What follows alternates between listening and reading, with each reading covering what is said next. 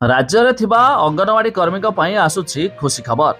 एबे एमानक दरमा वृद्धि को नहीं जारी है एक नुआ सूचना। आपण जानिथिबे समस्त सरकारी कर्मी एबे आंदोलन को ओह्लाइथिले। अंगनवाड़ी कर्मी, आशा कर्मी, शिक्षक माने मध्य आंदोलन करथिले। एही मध्यरे अंगनवाड़ी कर्मी आसुछि एक नुआ सूचना। आसंतु संपूर्ण अपडेट जानिबा ता पूर्वरु वीडियो को लाइक करंतु, सब्सक्राइब करनथिले एबे सब्सक्राइब करी पाखर थिबा घंटी चिन्ह को दबाई दियंतु। आंदोलन ओहरिछंती अंगनवाड़ी कर्मी और सहायिका।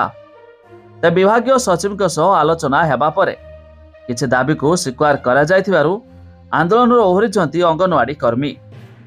तबे आलोचना सफल हेबाकु नै आशावादी अछंती एमाने। तबे दिनिकिया धारणा थिबारु धारणा शेष होईछि। आगकु जदि दाबी पूरण न हुए पुणी राजरास्ता को ओह्लाइबे बोली संघ पक्षरु कहा जायछि।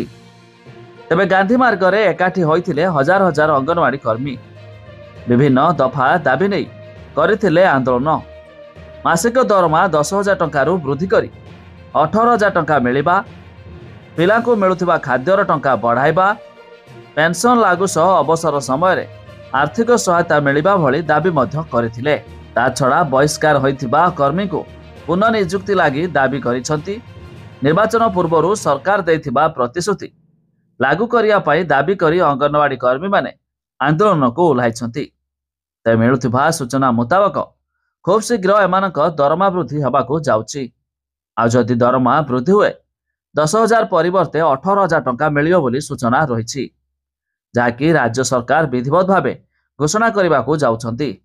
ता छड़ा आपण माने केउ जिल्लारो वीडियो देखुचंती ता निहाती कमेंट करी जणाइबे।